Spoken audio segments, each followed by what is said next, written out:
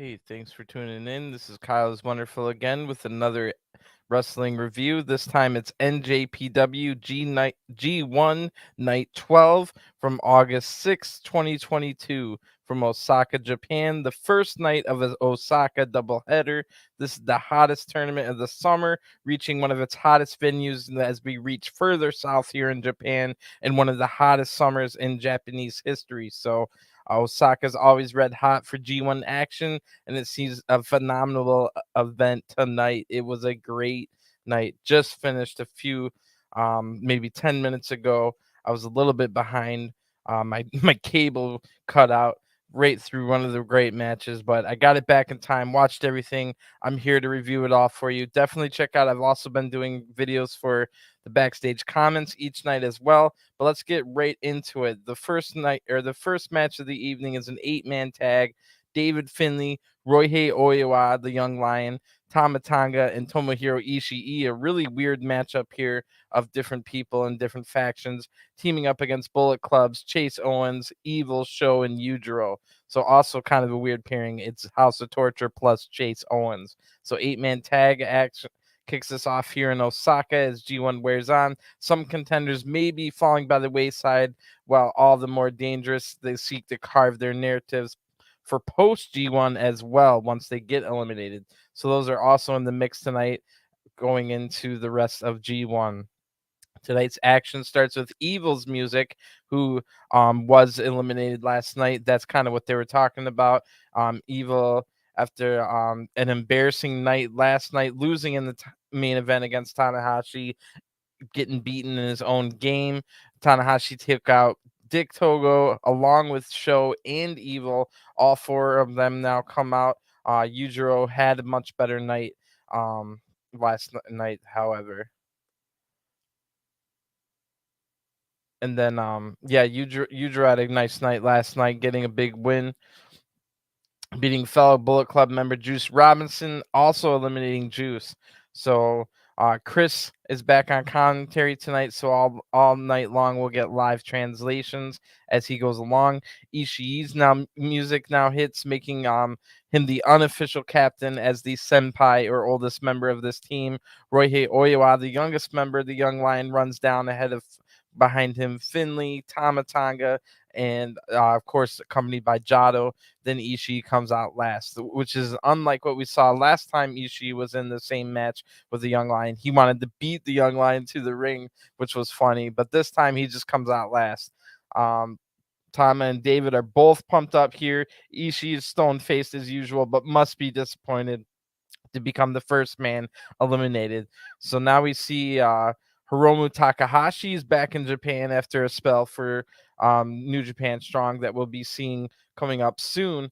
Hiromu will be on Japanese commentary all night long, including calling his LIJ teammate Shingo Takagi in the main event against Will Ospreay, reuniting their epic rivalry. So we got that to look forward to. But this is the first match of the night. We'll work our way there. Maybe we'll see Hiromu in action, maybe giving Bushi a spell or joining them in tag action as this tour goes on. Finlay and Yujiro are going to start this match, and Yujiro is actually the only person to beat Finlay in D block so far. So that's something to keep an eye on as we get to tiebreakers and whatnot. The only person that holds a tiebreaker over Finlay right now is Yujiro, who got a big win last night against Juice, like I said.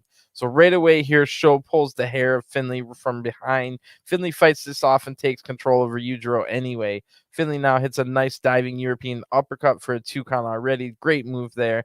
Tama tags in now, and they double back elbow Yujiro for another 2 count. Yujiro bites the hand now, kind of going in desperation mode, and then hits Tama into the exposed turnbuckle because Evil had just removed the pad. So now there's a huge brawl on the outside with everyone as Yujiro and Show double team Tama Tonga in the ring.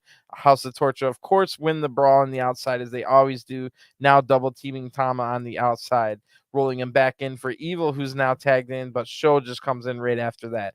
Oiwa runs in to try and help. He hits Show with a few forearms, but one big closed fist punch from Show takes out the young lion Oiwa. Then Chase now tags in, but Tama just absorbs all of his attacks. then charges in with a big lariat that takes Chase down.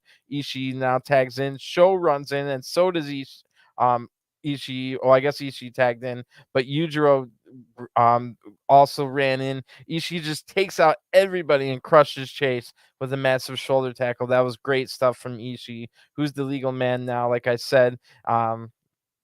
Chase hits some kicks and misses a C trigger knee strike. Then Chase Russian leg sweeps Ishii right into the corner right after that, like a buckle bomb version of the Russian leg sweep. That was nice.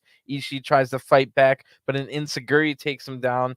Now Sho tags in and gets crushed with an Ishii shoulder tackle right after that. So Oiwa now tags in. Sho evades a drop kick, but right after that, Oiwa hits a drop kick that connects, unloading big strikes now. Another drop kick in the corner, and Oiwa hits a running forearm to get a 2 count after that nice flurry. Sho ends up blocking a gut wrench suplex, but Oiwa blocks one right back and hits the gut wrench suplex he was looking for, then applies the Boston Crab on Sho, while all the teammates get attacked by all the Bullet Club members get attacked by Oiwa's teammates here. Sho's just barely able to get to the top rope. I mean, the ropes, they break the hold, but he is in trouble now as we hear people crashing into the barricade and brawling on the outside. We don't really know what's going on, but we can hear it. Oiwa now gets caught in an armbar on his previously already injured elbow and once again is forced to tap out the Sho's armbar. The winner of this match by submission is Bullet Club. Chase now gets right in Ishii's face. These two fight in their next league match, but Ishii just destroys Chase with a massive forearm and just leaves after that. So that was pretty funny. We get to hear a lot of Sho's great music here. And again, I must ask, what is Yo doing? He hasn't had a match anywhere in the world since winning the 6-man tag, where he was really the star of the show on those New Japan road shows between Forbidden Door and G1. And Yo was coming in with some of the best hot tag offense in the world on his way to winning those never 6-man tag matches. And now we haven't seen Yo since July 4th or 5th, maybe the 6th. So it's been a full month. I know he had a busy month right before that with the best of the Super Juniors, but I'm definitely ready to see Yo in some of these tag matches yet again. So our second match of the evening is going to be United Empires, Henare and Jeff Cobb versus Team Filthy, Royce Isaacs and Filthy Tom Lawlor. So as Tom Lawlor and Jeff Cobb head towards the ends of their respective campaigns, they'll have to be ready for Fale on Sunday and Yano on the 13th, respectively. But then they'll meet in the final league match next Sunday for these two. Tom Lawlor and Jeff Cobb will meet at the end. Which could be a big match. We don't know. Preview of that action will dominate the conversation in the second bout with the hard-hitting exchanges that Henare also bringing something to watch here. So Jeff Cobb music plays and he comes out with Henare. This is the second time we've seen this pairing in the G1 Tour, and I would definitely like this to be the United Empire tag team way more than Jeff Cobb and Great Khan. I would love to see Henare and Cobb team more often in the future.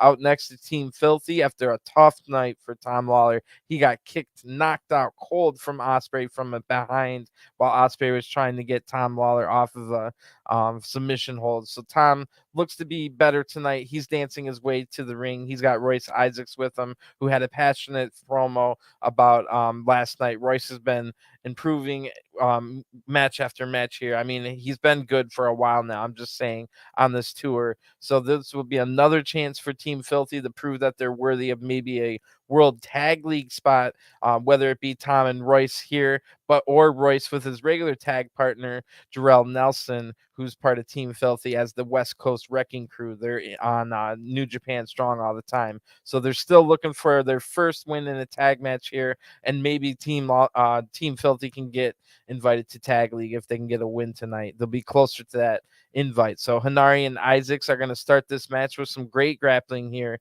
Royce is getting the better of the exchange, taking Henare down, but Henare gets right back up and gets to the ropes to break a waist lock here. Henare looks for some big strikes here, but can't connect as Royce is in the zone with this grappling, really getting the control here. Tom now tags in and they try to double team here, but Cobb pulls Isaacs out of the ring, and Henare then gets Tom Lawlor another big shot to the back of the head. Tom definitely will not be feeling great after last night, and now has taken another big shot to the back of the head. Tom's holding his head after even more big strikes here from Henare, and Jeff Cobb tags in, hitting a headbutt to the chest of Tom. Then they hit a double team shoulder tackle, and Cobb is talking trash as Tom tries to fight back, but Cobb is able to keep control. The crowd then starts the Tom Lawlor clap that he does on his way to the ring. The crowd really loves everywhere Tom Lawlor goes in this Japanese tour. They love him. Cobb then surfs on top of Tom Lawlor, keeping him down. Cobb's talking even more trash and knocks Royce off the apron. Then tags in Henare, and the crowd claps again with the Tom beat for him to fight back. Henare tries to start a kickboxing match here with Tom, Tom Lawlor is able to keep up with Henare here, but the Henare power is just too much for the weakened Tom to fight a full striking battle here, even after he was doing pretty well after at the beginning. So Tom hits a few kicks while on his back now and applies an armbar, but Henare is able to block this. Then Tom hits that while he's we saw this before, but it made me laugh again because Tom hits the claps of the rhythm of his music while trying to break the armbar block. That's hilarious. Cobb just runs in to break the hold anyway, seeing enough of this BS. So Royce runs in, pulling Tom over to his corner, and Royce tags in all fired up here. Royce now hits big strikes on Henare and then corner lariats, and Cobb runs in, but Royce evades this attack, sending Cobb crashing right into Henare. Royce then hits more strikes and a suplex to Henare for a 2 count. Great match here. 2 great matches for Royce Isaacs in a row for him in this G1 tour. Henare then blocks a suplex attempt, and Cobb runs in to hit a double team on Royce. Henare is looking to end it now, applying Ultimate Weapon, the full Nelson here, but Tom is able to run in and break up the hold right away. Great tag team match here. More of these, please. I love all the 2-on-2 tag matches we've been getting lately in these preliminary. It's kind of setting this up for World Tag League later on. So Royce now tries to roll up for a pin, only gets a 2 count, but Cobb runs in and takes down Royce. Cobb comes after Tom now on the outside, but Tom applies a guillotine choke on the outside of the ring. Royce then blocks a Streets of Rage attempt, but a huge body punch has Royce in trouble, and now Henare just hits the Streets of Rage that he was looking for, with Tom being a little too far away to break up the referees 1, 2, 3. The winner of this match by pinfall, United Empire. That was a great match here, and I definitely thought Team Filthy were finally going to get their first tag match here, but the just too much power from Henare and his strikes. Great match here, and like I said, I would love to see Henare and Cobb be the United Empire heavyweight team going forward. Let Great-O-Khan do his thing in singles matches, where I think he can utilize his grappling a lot more, with starting each match with like 3, 4, 5 minutes of grappling. Great-O-Khan could be way better on his own, and I think Henare and Jeff Cobb being together would be the ultimate team here. No pun intended. So great match here. Maybe they'll get the tag victory they're looking for before the end of the tour. That's Team Team Filthy. So Cobb then says, I didn't lose yesterday. I'm still the Ichiban Kaiju, which is a complete lie because Cobb just plainly lost to Jonah last night. Cobb then also tells Tom that choking is illegal in New Japan. That was kind of funny. So the next match sees 6-man tag action with Tetsuya Naito set to battle Kenta in his second spiritual home of Hiroshima on Tuesday. A preview for a make or break match here between both men in 6-man action or tag action tonight. Bad Luck Fale and Juice Robinson also have their own key matches this Sunday, tomorrow against Tom Lawlor and El Phantasmo, respectively. Bullet Club will be looking to make a big show of force here tonight. So it'll be Bad Luck Fale, Juice Robinson, Kenta versus Los Ingobernables de Japon's BUSHI, SANADA, and Naito. Kenta's music now plays. He'll captain out the Bullet Club team tonight, showing how far Bad Luck Fale really has fallen down the Bullet Club pecking order. Bushi then makes his entrance, and SANADA, then Naito, of course, all they're separate. Naito asks Kenta for a free copy of his book so that Naito can scout Kenta ahead of their match Tuesday. Kenta does give Naito the book, but Naito wants Kenta to sign it, so Kenta signs it, even personalize it. Naito is the shaking with excitement here and marking out, but then just rips the book up and throws it in the air. This makes Kenta, Juice, and Fale mad enough to attack Naito for this atrocity here. They hit a double team as Bushi and Sanada get thrown out of the ring. Kenta then tags in. Juice hits a delayed vertical suplex on Naito. They're all just fired up about that disrespect with the book, which is funny.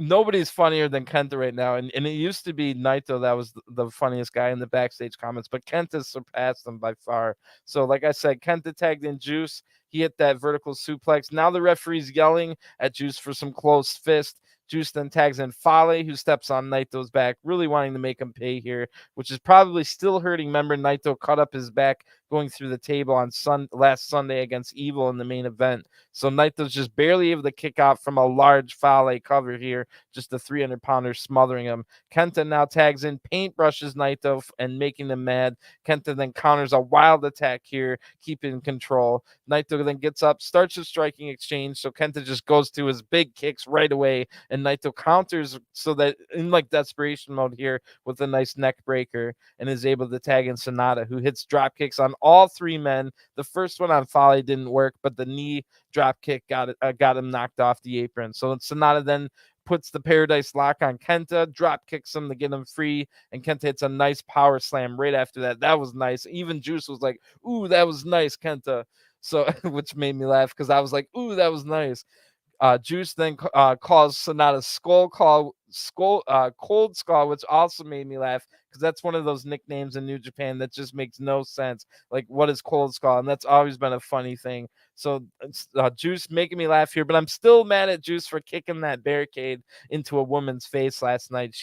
If that woman in the crowd last night that Juice kicked the barricade into her face didn't know it was happening, then Juice is a definite a-hole, but he's still making me laugh here tonight. Juice then knocks SANADA down and gets kicked accidentally in the balls, something we've been seeing SANADA do cleverly. It keeps happening. Everyone keeps getting accidentally kicked in the balls. So Kenta then Naito now tag in, quicken the pace immediately as we get our little preview of the Hiroshima battle they'll have Tuesday. Naito wins this quick exchange here, but Fale then comes in hitting shoulder tackles on all three men. So that little quick exchange there looked awesome. I can't wait for the match. Juice and Bushi are now Bushi are now in, and I think they're the legal men. Juice hits the left hand of God into the pulp friction, and yeah, they are the legal men because the referee counts the 1, 2, 3 kind of out of nowhere. So the winners of this match by pinfall are Bullet Club. This was a decent match, but the pre-match stuff with Kenta and Naito was better than the match.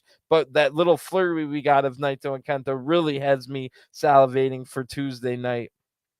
Kenta takes his book back now from Naito, who gets super sad about this. So Naito asks, "Please, can I have the book back?" They talk about it for a little bit. Naito does a big cheesy smile and bows to Kenta. So Kenta just gives him the book back. And then Naito drops the book, kicks it around. But Fale has to hold Kenta back from escalating this further tonight, which was everything about this is hilarious. I can't wait for the backstage comments and for their match Tuesday. Hopefully they have another tag match tomorrow. I haven't looked ahead to see what it is, but Kenta says that Naito can't read, and why is he acting this way?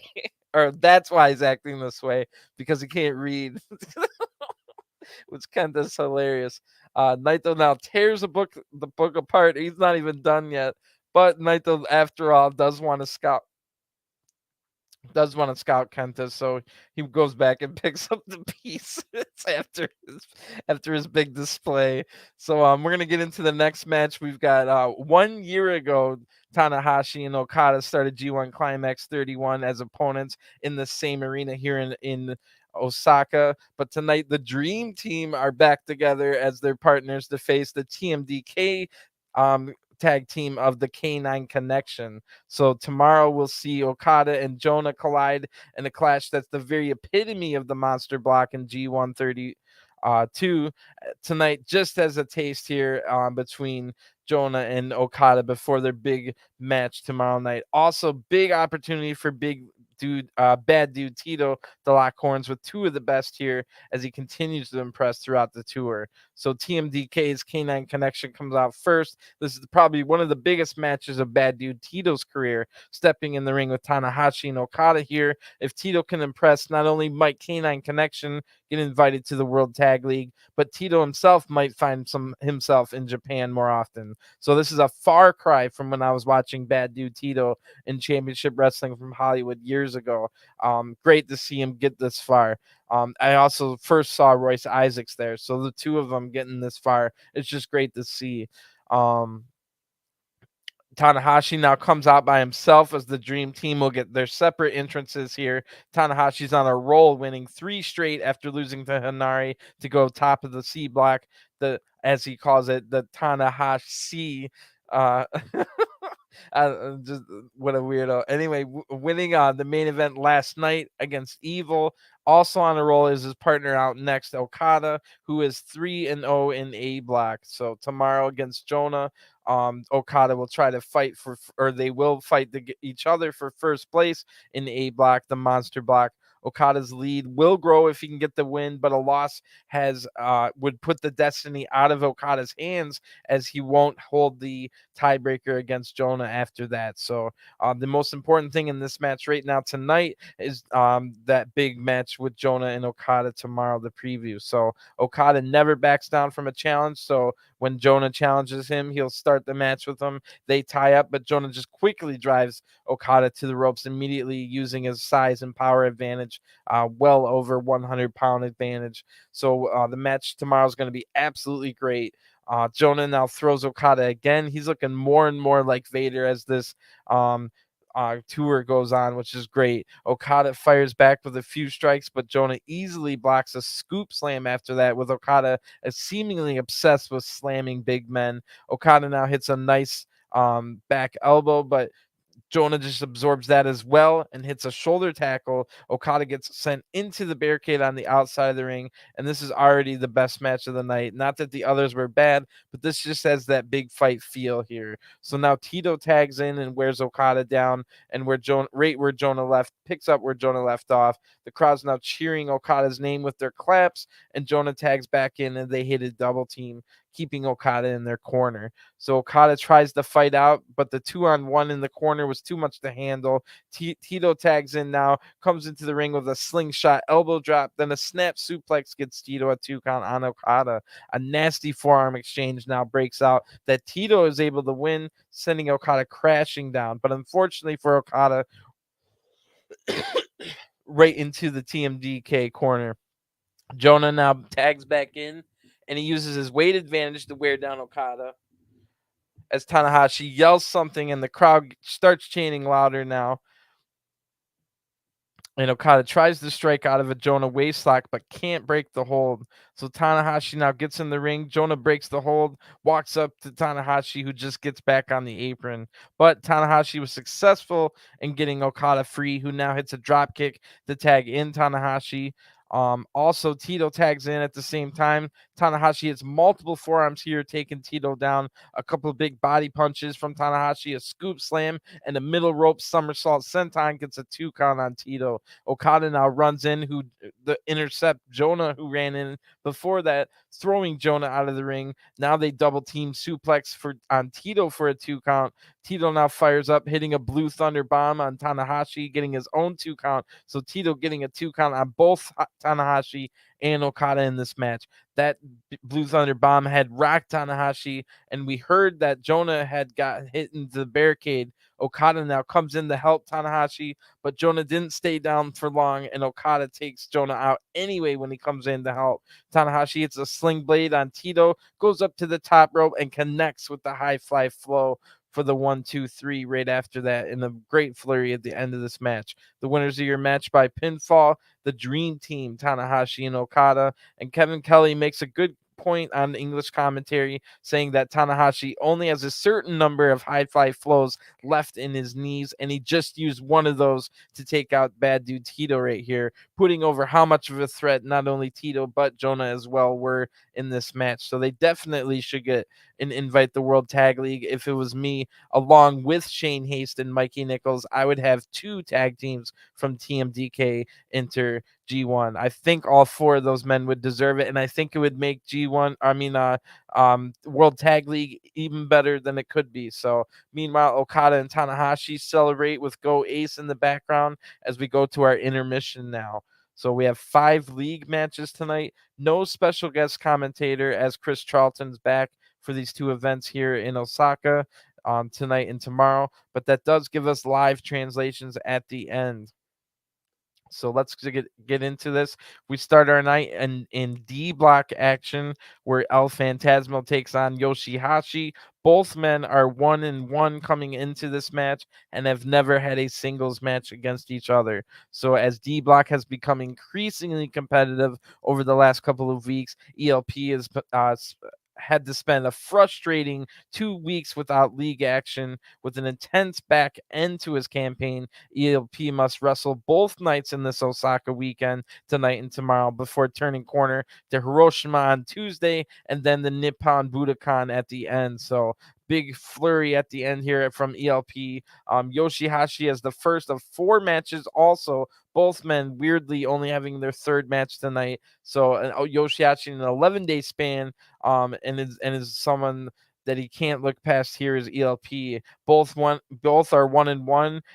And the headbanger pushed Shingo Takagi to the limit before absorbing everything a ferocious Juice Robinson could throw at him en route to his first point. So they're not even at their midway points yet. So both men still control their destinies heading into the final week here of G1, final 10 days, whatever you want to say, maybe 2 weeks. So the headbanger ELP El Phantasmo comes out first. He competed on night 1 of G1 and has only had 1 match since then.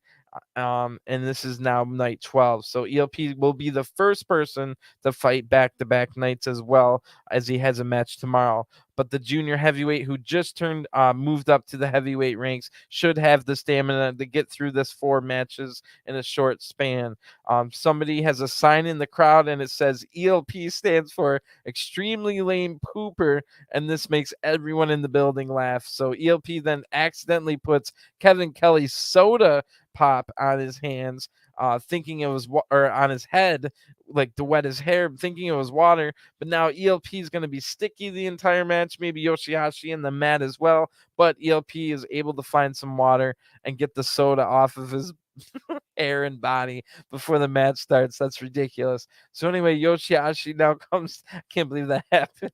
Good thing he found water, because everyone in the ring would have been sticky past that point after he poured soda on his head. So way to go, ELP. So anyway, YOSHI-HASHI now comes down, and I have a feeling that this might be one of the more surprising good matches of G1. Like, of course, you point out different matches, like for instance tonight in the main event, Shingo versus Ospreay. You could say, oh, that's going to be a good match. But ELP versus YOSHI-HASHI, nobody would like bring that up as like a top 10 must see once the matches were announced. But it does have a possibility to become a top 10 match, in my opinion, just based off of what I've seen from these guys so far. Combined with their big layoff, they want to impress, actually only getting to their 3rd match now. So I also feel like they just would have great chemistry with each other. ELP being the more wild one, with YOSHI-HASHI being the straight man. This could be a really good match, and I feel like they have junior heavyweight moves with heavyweight frames, even though YOSHI-HASHI's not a high flyer. So they start a little bit slow here, and ELP just yells at the crowd to get louder, so they do. They tie up now. Neither man has a strength advantage here, fairly even on their frames and height and weight size. So now here we go. ELP already hits a big chop to the chest of YOSHI-HASHI, who is known for having nasty chops, and it looks like ELP might want to have a chop battle here, but ELP pokes the eyes, stomps the toes, and hits a shoulder tackle. So ELP then tries to quicken the pace here, but YOSHI-HASHI hits a headhunter to take control right back. So let's just break that down a little bit real quick. Juice got chopped 20 times in a row, which helped YOSHI-HASHI win that match against Juice. ELP would have watched that for sure, so we baited YOSHI-HASHI in for some chops, but we'll see if that pays off later on, because it might fire up YOSHI-HASHI to try the 20 chops and be successful later on. So we'll have to see if that pays off ELP gambling early. So ELP then hits a dive to the outside on YOSHI-HASHI, follows that with an Asai moonsault, and then back in the ring, ELP tries a swanton bomb, but YOSHI-HASHI is able to get his knees up to block it. That hurt ELP big time, as he's like struggling for air. I think all the air went out of ELP's lungs with that block. Now YOSHI-HASHI goes on the attack, unloading big strikes, a theme that we'll see running in this match, with YOSHI-HASHI having some giant strikes on him. He must be putting on some power and just his technique, or maybe he's putting on some weight, bulking up, like we saw with Henare adding power to his strikes. But YOSHI-HASHI seems to be having some nasty big strikes lately. So ELP tries to fight back, but again, YOSHI-HASHI, like I said, with the common theme, big strikes, is able to get him out of situations. YOSHI-HASHI looks to be in full control now, full of confidence. Now starts working over the arm of ELP, who fights back again. But again, YOSHI-HASHI applies a chin lock this time to keep control. The crowd weirdly rallies for ELP here, who I think at least, who frees himself with some strikes and then quickens the pace, and they both duck under attacks until ELP hits a big drop kick. So YOSHI-HASHI might have landed hard on his shoulder there, who has a history of shoulder problems. That'll be something to keep an eye on in the rest of this match. ELP then hits some strikes in the corner, and the crowd seems to be like way behind ELP. They love ELP here, which I understand, because ELP then hits a springboard crossbody and a rolling springboard moonsault right after that for a 2 count. So I can definitely see why they would like ELP, but still. YOSHI-HASHI then blocks the CR2 finisher attempt here, hitting big chops to ELP's chest now. So now we'll find out if that early chest gamble will pay off. ELP then head he does multiple something for a second. I don't know what I wrote down, but YOSHI-HASHI then, oh my god, he bumps on his head. So this was one of the craziest things that happened tonight. Is YOSHI-HASHI hits a drop kick to a running ELP, who then multiple times like spikes on his head on the floor after that drop kick, and like does like it felt like it would have gave him like a rug burn or a carpet burn on the top of his head. He started sputtering. So I thought, oh my god, is his neck being okay? That was wild. Then that is definitely going to be a meme. And ELP might be knocked silly now. So YOSHI-HASHI fires up as the crowd now rallies for ELP to get back up after that nasty shot. YOSHI-HASHI hits a running chop that knocks ELP right out of the ring. That looked cool. So now we get a rare high-flying move from YOSHI-HASHI, who hits a tope con hero over the top rope onto the outside. And 10 minutes have passed. It only felt like 5. Really good match here. So YOSHI-HASHI gets a 2 count back in the ring now, and ELP is holding his knee from that low drop kick that also spiked his head. So ELP blocks a move, then slaps YOSHI-HASHI multiple times in the face. YOSHI-HASHI fires up, yells in ELP's face, and they both get knocked down here. So the crowd cheers as ELP now hits multiple forearms as they get back to their feet. Yoshi then hits huge strikes here and a chop again. ELP hits a scoop slam and a diving forearm drop, but ELP tunes up the band, and YOSHI-HASHI ducks under the sudden death attempt here, hitting a big dragon suplex in response. ELP then battles back with the sudden death super kick anyway before collapsing, and both men are down again.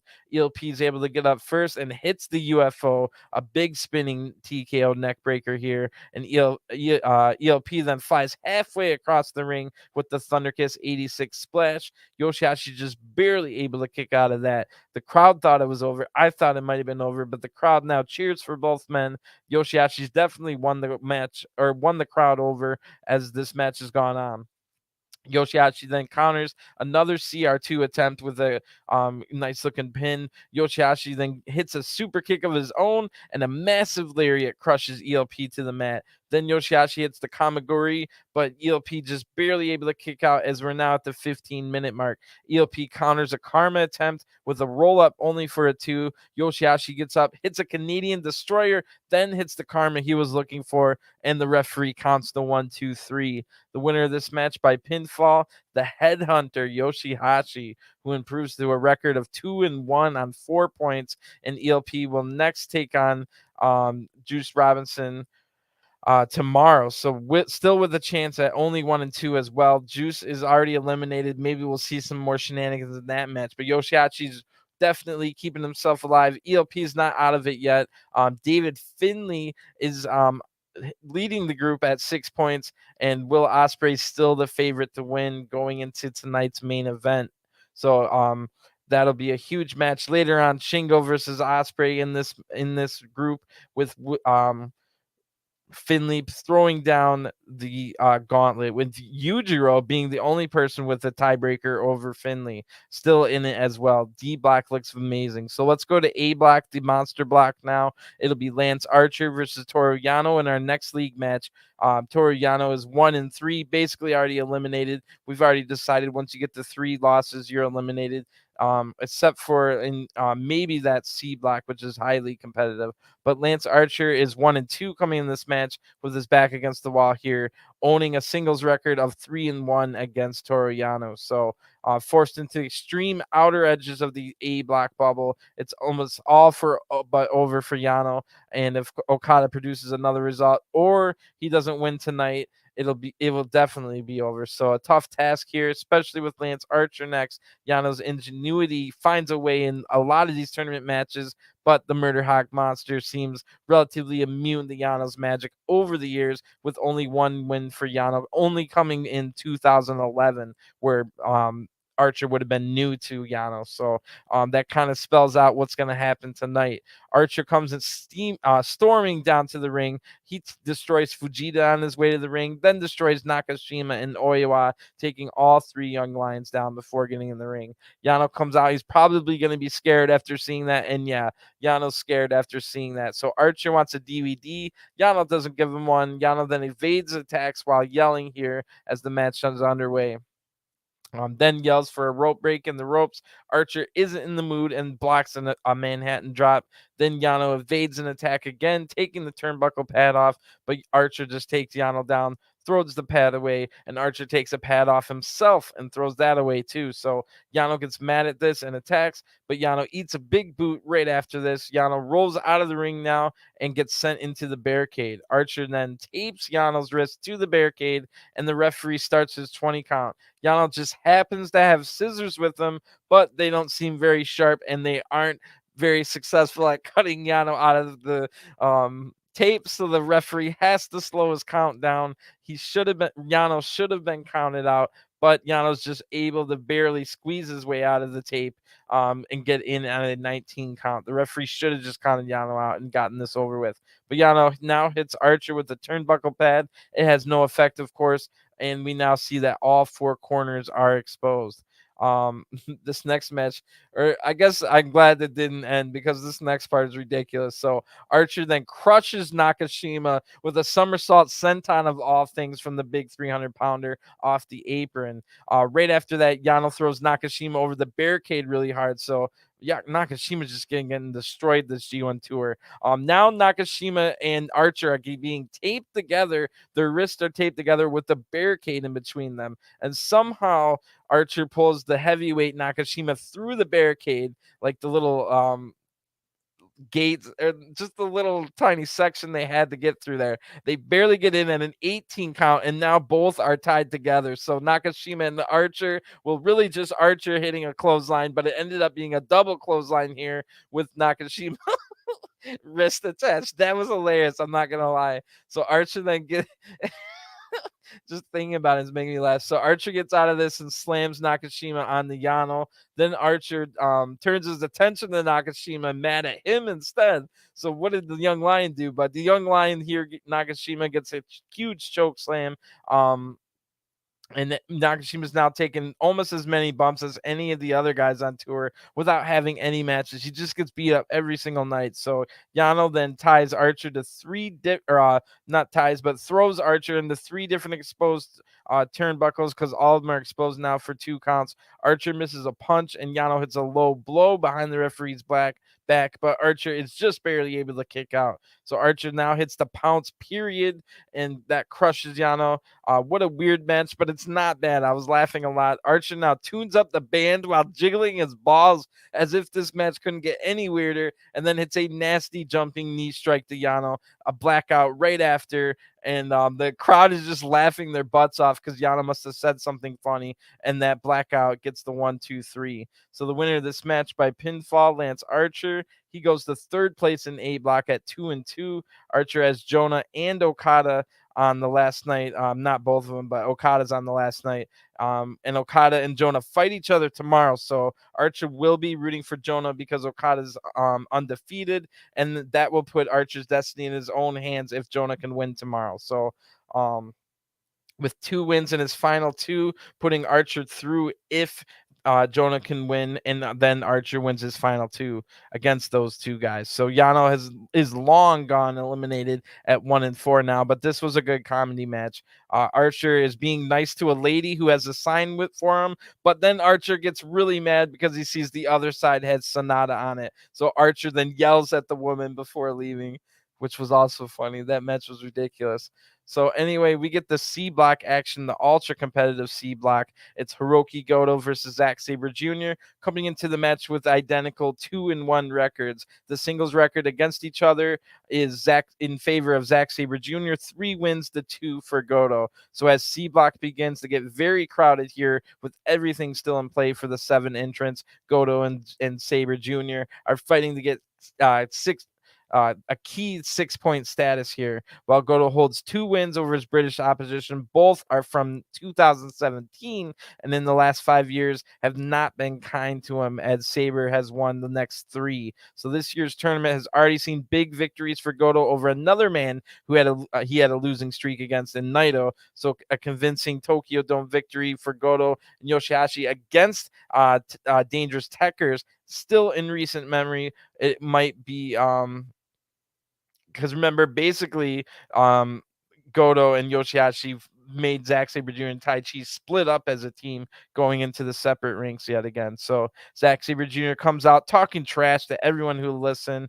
Goto comes out with his amazing music, and Jora his as we're told, not a bow staff. It's some kind of other staff that monks carry. So both men are alive and well in this ultra competitive C block, where the winner is almost guaranteed to have 2 losses. So one of these 2 men will go into their final 2 matches with only 1 loss. The other will have the 2 loss mark. So Zack takes control early as he applies a deep headlock here, but Goto fires up and easily gets out, hitting 2 shoulder tackles in a row. Zack gets back with a European uppercut, but Goto hits another shoulder tackle and a hip toss. Great start to this match so far. This should be another good one.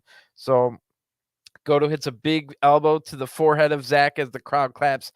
Maybe a let's go, Zack. I'm not quite sure what they're clapping, but Osaka seems to maybe prefer their heels more than the baby faces. Zack gets a sleeper hold already applied while on the ropes, and he's forced to break at 4, but Zack immediately reapplies a different hold, this time an armbar, and this does some big damage. Zack breaks at 4 again, but Goto's arm is now hurt, and he gets slammed into the barricade as well, arm first. Outside the ring, Zack uses some joint manipulation, drops down with a knee, and goes back into the ring, waiting for the referee to start the count. So Zack must have something planned here, because obviously Goto will get right back in. So when Goto rolls in, Zack drops another knee and applies another hold across the rope until the referee counts to 4. So that worked out well, and now Goto's in trouble. The crowd's rallying behind Goto to get do something because he's been getting dominated here. Zack now is getting cocky, but his little cocky kicks still have a stinging strike to them. So Goto is having trouble getting to his feet now. Once up, though, however, Zack unloads a massive European uppercut, taking Goto right back down. So I can't quite tell who the crowd is cheering for, but they definitely want Goto to start fighting because it's been one-sided here. Zack absorbs a little more attacks here and is getting some cocky, stinging kicks in. Goto absorbs those and then hits a huge overhand slap. Zack then kicks the arm 3 different times, and Goto hits a huge lariat right after that, but that too hurt Goto's arm. So that might have been a mistake here. Zack might have baited him into using the lariat. We'll have to see how this works out long term, but it's not looking good for Goto. The match has turned fully in Zack's favor long term because of this arm. Goto fires back now and seems to have hurt Zack's neck with a bulldog now, and that's exactly what Goto needed as he was in trouble, but he might have something to work off of now. Zack's a little bit labored by this neck pain, and his strikes are a little bit weakened. Goto absorbs, then knocking Zack down with 1 big strike of his own. Then hits some open hand strikes to the face that has Zack dazed, and Zack fires back anyway with the European uppercut, maybe a few of them, and this turns into a forearm battle now. Goto is able to take Zack down, but Zack again attacks the arm and gets the Cobra twist applied, the abdominal stretch. So Goto now uses his power advantage to get to the ropes. Goto counters in the next attack, hitting a reverse GTR, sending the throw to Zack right hard into the knee of Goto. So this was another big moment in the match for Goto, who's up first now, hitting big kicks to the chest. Zack then crumples to the mat. Goto pulls him back up, but Zack catches the next kick, and Goto blocks an ankle lock attempt. Zack breaks out a dragon suplex here to change the momentum right back into his favor after Goto blocked the ankle lock attempt. Goto catches a penalty kick right after that, though, and Zack hits a big palm strike to the face. Goto just absorbs big attacks here and takes Zack down. Zack counters an Ushi-Hiroshi attempt with a guillotine, but Goto is able to get out and hit the Ushi-Hiroshi anyway. So Zack counters the next attempt and with a pin. I think it was GTR, but Zack hits a penalty kick now for only a 1 count. Goto fires right back with a lariat, only getting a 1 count as well. So the crowd's going wild after that flurry we just saw. Great match here. Just a great night of G1 so far, and we still got an amazing, we knew on paper, amazing main event. So both men now get up. Zack counters a lariat into an armbar. Remember, Goto's arm's really bad here. Goto's just barely able to get to the ropes before he has to tap. We're at the 15-minute mark now. Zack then hits strikes, and Goto counters a bulldog and hits a one-man Shoto using the corner as his tag partner here. But again, that move hurt Goto's arm as well. Goto then hits a GT or goes hits another big move at GTW, but that too hurts his arm and allows Zack time to kick out before the cover was made. Goto's now frustrated at all this arm pain, even on his offensive moves. So Zack counters the next move with an armbar. I think it was a GTR attempt with an armbar, and Goto is still standing here, but a few kicks trying to escape, and Zack is able to take it to the mat, forcing Goto to tap out because he would have had a broken arm otherwise. So the winner of this match by submission, Zack Sabre Jr. Zack improves now to 3-1 alongside Tanahashi, but Zack does lose the tiebreaker to Tanahashi if it comes to that. Zack takes on Evil next Wednesday, and then on the final day of block matches, Zack will take on Naito. So Goto's definitely still alive too, but will definitely need help as well going forward at 2-2, but still has a match against Tanahashi, who's in the lead right now, but of course would need Zack to lose both of his matches while Goto wins both of his final 2 matches for Goto to get past this defeat tonight. So that's a big thing there. So we still got 2 matches to go. It's been a great night so far.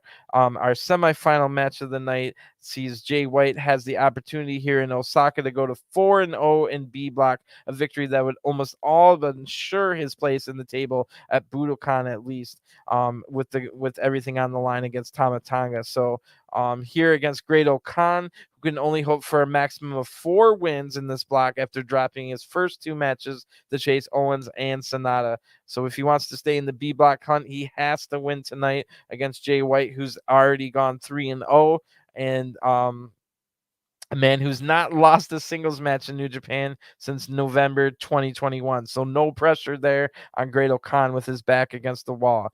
The key here for the United Empire's Dominator to succeed where SANADA, Ishii, and Chase failed perhaps lies in the element of the unknown, as these two have not crossed paths at all, not even in tag team matches. So the element of surprise might work to Okan's favor, but Jay White, having benefited from the unpredictable US of J Open challenge that he had all of last year, has become used to unpredictable matches. So Great Okan comes out first with his usual zombie antics.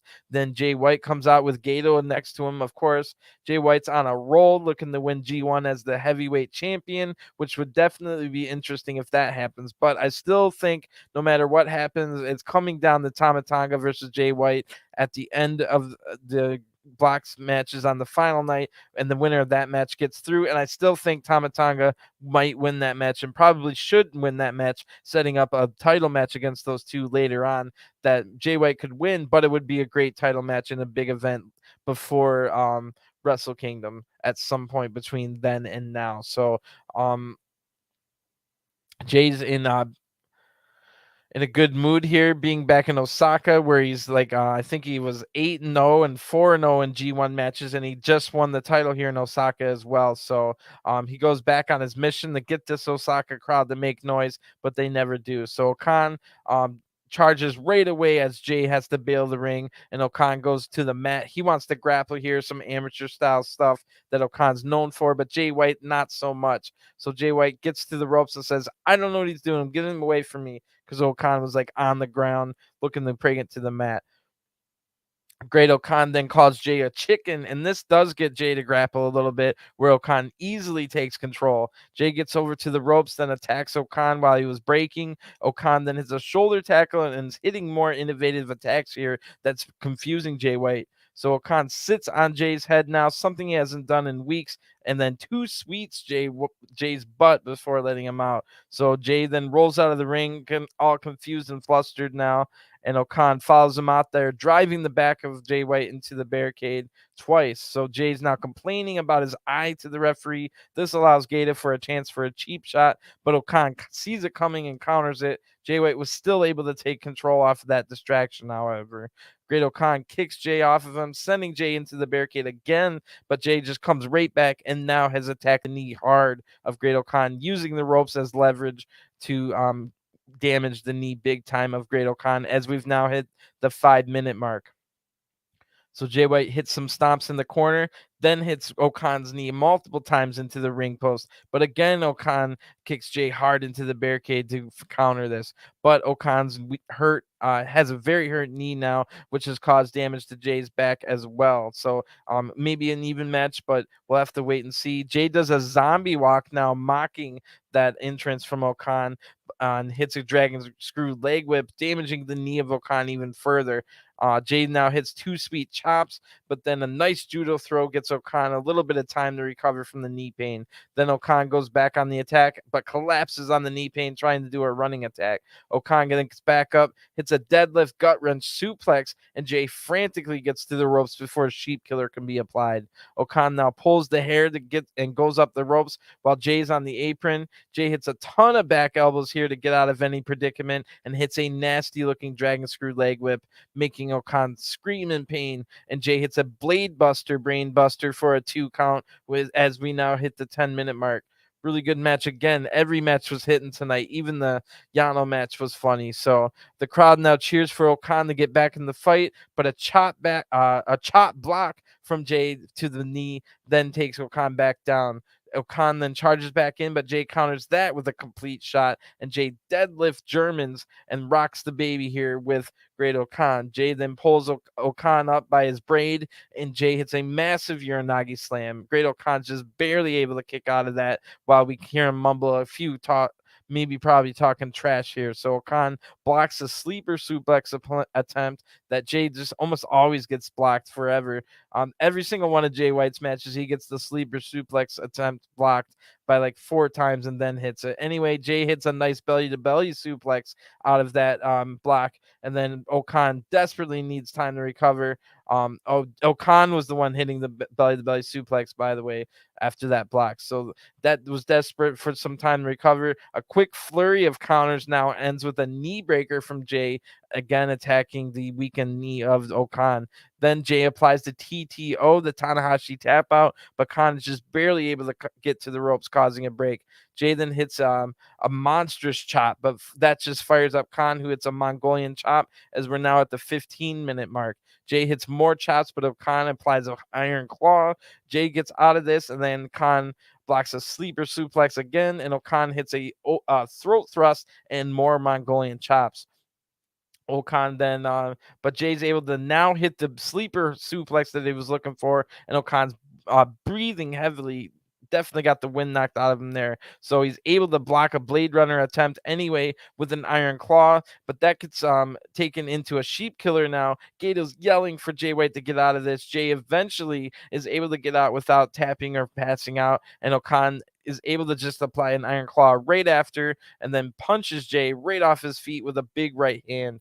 An Iron Claw is on Jay now, as Jay is able to hit the Blade Runner anyway, even after the Blade Runner was hit, the Iron Claw is still on his face, but eventually it loses its power, and Jay White makes the cover for the 1-2-3. Really cool ending to this match with the Iron Claw still applied. The winner of this match by pinfall is Switchblade Jay White, who goes to 4-0, eliminating everyone in the block except Tama Tonga and Taichi and himself. So those are the last two those are the last two opponents for Jay White. So they'll both have a chance to take down Jay White. And then at this point, they might both need to. So starting with Tai Chi on the 13th and Tama Tonga, like I said, on the final day on the 16th, when everything was announced, I'm sure I wasn't the only one that thought, oh yeah, it's all going to come down to Jay White versus Tama Tonga on the final day, winner take all. And it looks like that's what we'll get. But Tai Chi might be looking to play spoiler. So great matches all night long,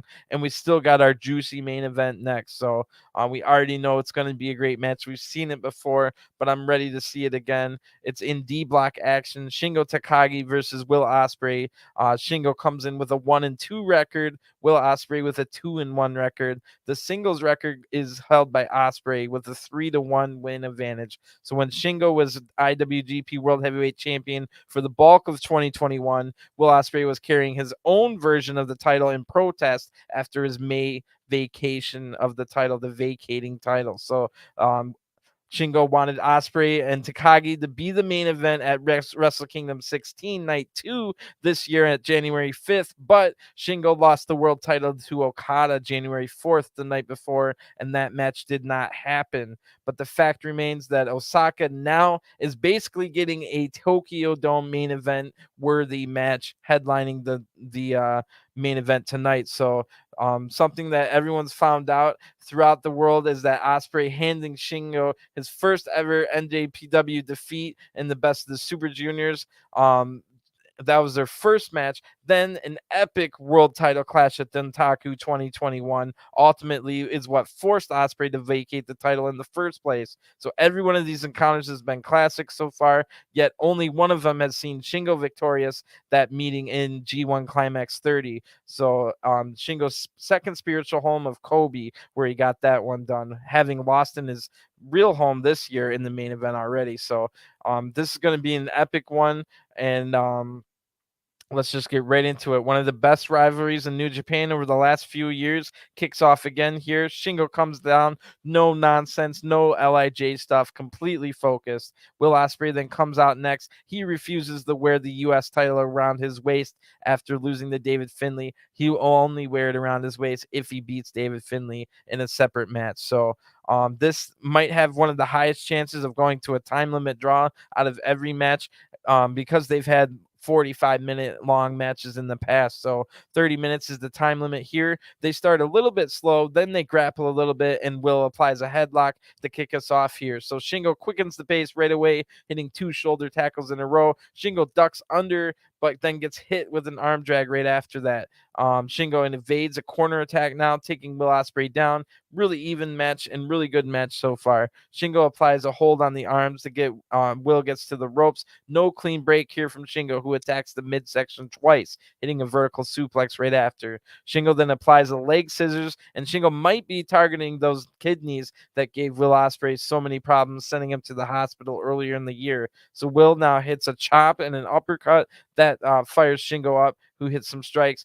And then Will Ospreay flips his way out of a handspring, like flip out of a DDT, and then springboards off the top rope of on the Shingo. That was awesome. So that flip out of the DVT. Now back in the ring, some headbutts as Shingo's in a little bit of trouble here. Will hits a big backbreaker as the crowd cheers for Shingo to fight back. 5 minutes have already flown by, and that was an amazing flurry just to kick us off here. So Will's getting a little bit cocky already, and Shingo hits some body punches, but Will just strikes him right back down. Shingo then blocks a suplex, but Will misses a springboard attack right after. Shingo hits a big body strike, or just a big strike in general, to buy time to recover. And then Shingo gets a little bit back into this match now as the crowd's clapping loudly, hitting 2 scoop slams, a back body drop, a lariat, and then Ospreay is thrown out of the ring. Shingo rolls at Ospreay back in the ring, hitting a corner lariat followed by multiple forearms. A twist and shout by Shingo now, and he gets up and says, "Let's go." So Will blocks the next attack, hits a nasty chop, and then they counter back and forth here until Will Ospreay hits a stun dog millionaire. Will follows that with a phenomenal forearm for a 2 count, and then the crowd claps either the LIJ rhythm or Will Let's Go Will. I can't even figure it out. But Shingo then hits some Kawada kicks and slams his own. Shingo, like, I don't care about that. I'll slam my own head into the turnbuckle. So then Shingo blocks a springboard attack after that, but Will blocks the next attack. Will tries a shooting star, a standing shooting star, but Shingo gets his knees up to block it. Shingo then hits hammer and anvil elbow strikes, and Will ducks under a sliding lariat. Then Will flips back out of a German suplex. Crazy stuff here, but Shingo slips out of an attack right after that. Will Ospreay now hits a springboard kick, but Shingo hits Will before collapsing with the big lariat, best flurry of the night by far, and both men are now down on the mat, recovering as the crowd gets super loud. Will then comes charging in to take control and sets Shingo up in the corner, then goes up to the top rope to meet him. Shingo blocks whatever Will was looking for with a few elbow strikes here. And then Will tries for a springboard move, but Shingo catches Will. Will just counters right back, and now they're both on the top rope. Will hits a Spanish super fly from the top rope, or for a Spanish fly, I should say, for a 2 count. That looked beautiful there. Will then hits a 450 splash right after that for another 2 count, and then multiple forearms has Shingo in a bad way. So Shingo is able to block a Stormbreaker attempt here, and Ospreay flips over Shingo, hitting a nasty hook kick right after. So Shingo catches a hidden blade right after that, saving the match for Shingo, hyperextending the arm of Will as he had caught the arm. So the arm has now been damaged for Will Ospreay, as we're now at the 15-minute mark. I thought we're only at the 10-minute mark. So what a match. We're already halfway through the time limit. They start a striking battle now as Shingo hyperextends the arm again. Will flips off his feet off of a lariat. That was awesome. Yet again, flipping on his feet on things. But Shingo counters an Os cutter into like a stunner, I think, of his own, then hits a pumping bomber for a 2 count. Another amazing flurry. These are 2 of the best in the world going at it right here. Everything is just blowing every other G1 match out of the water so far, and we're only potentially halfway through. So Shingo now gets back up first, and he looks for a Made in Japan, but switches it for a Stormbreaker attempt of his own. Will is able to block this. Now Will hits Made in Japan as a response to that, and an Os cutter right after, but Shingo's just barely able to kick out. Maybe this won't go the time limit, as both men are also very spent right now after the super high pace of this match, plus all the damage they've been inflicting. So it might not go to 30 after all. Will's now in control now, hitting kicks as Shingo's down. Shingo catches a kick, but a huge punch from Ospreay keeps Will in control. A few more strikes now look to have Shingo in trouble, but Shingo hits a poison Rana kind of out of nowhere.